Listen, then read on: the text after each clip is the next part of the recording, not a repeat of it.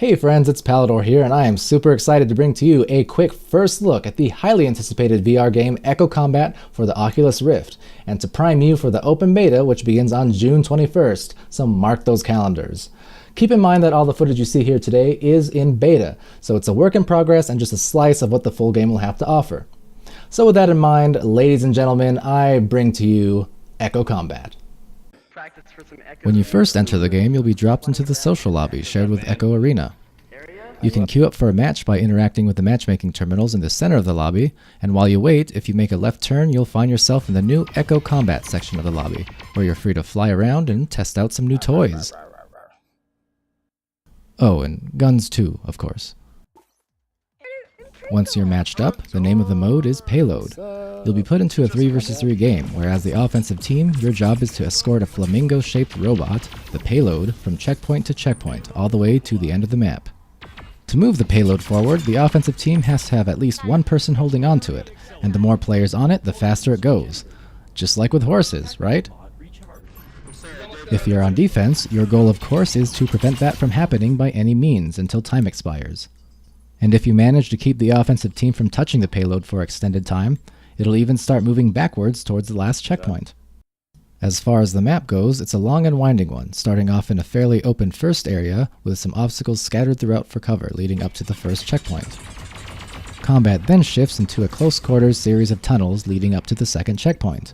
It's like a jungle gym where climbing, hiding, and frantic scurrying is all but required and definitely encouraged.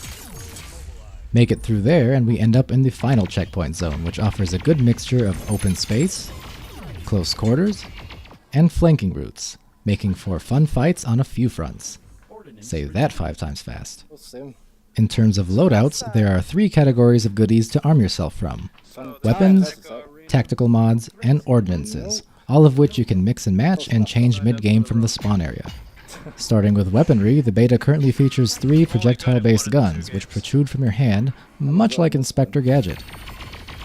The Pulsar is a fully automatic, jack-of-all-trades gun that for many people will be their bread and butter in any situation thanks to its respectable accuracy, range, and rate of fire. Go Gadget Pulsar! The Nova is a shotgun-like weapon that fires in a cone and is most effective for close-range duels and ganking. It loses a ton of its lethality at mid-range and beyond, so consider a different weapon if you're playing in an open section of the map or find yourself unable to close the distances between you and the enemy. Finally, there's the Comet, which by deduction you might have guessed is the more sniper-like weapon of the bunch, boasting single fire, a laser sight, and the ability to hold trigger to charge up shots for massive damage, faster travel time, and small splash damage. This makes the Comet great for both bursting and harassing enemies as long as your aim is true. All 3 guns operate with unlimited ammo, which is counterbalanced by an overheating system designated by an indicator on each gun. Guns also receive an accuracy bonus when your offhand is stabilized onto a surface. The Pulsar and Nova benefit with slightly reduced spread, while the Comet gains a more prominent extended laser sight. In addition to weapons, players also have access to tactical mods, which serve as your deployable abilities on the battlefield. They can be activated at any time, after which they'll go on a cooldown timer designated by an indicator at the bottom of your HUD. First up is the Repair Matrix, which deploys a rapid healing effect on yourself as well as any nearby allies within your line of sight, designated by a green, rope-like beam. While health regenerates on its own outside of combat, Repair Matrix is amazing for initiating fights or turning the tides of a losing battle. I need healing! The second currently available tac mod is the Wall Hack, Threat Scanner, which upon activation sends a pulsating bubble out from the player every few seconds, revealing any enemies it passes over for a short duration. An interesting thing though is that the pulsating effect can also be seen by the other team, so if they're paying attention, not only can they wait it out or avoid being caught, but it also gives them an idea of where you are.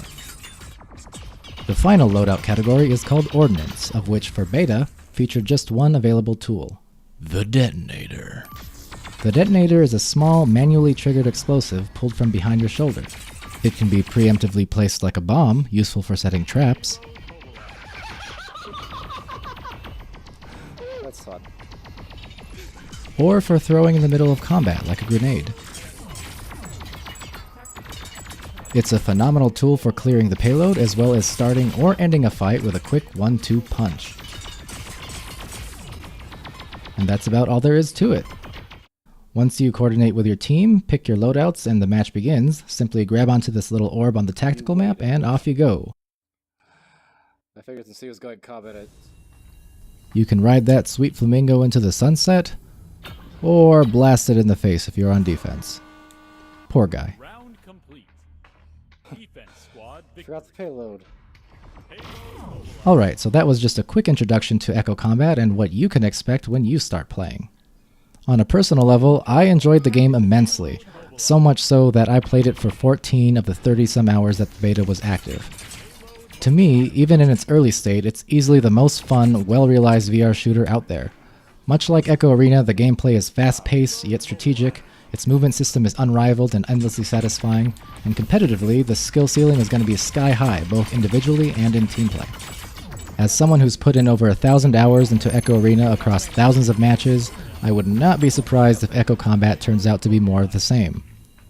But don't take my word for it. Now that you've watched this video and are better prepared for the game, go try it yourself. Just not right now, because the beta's offline. Wah wah. See you soon.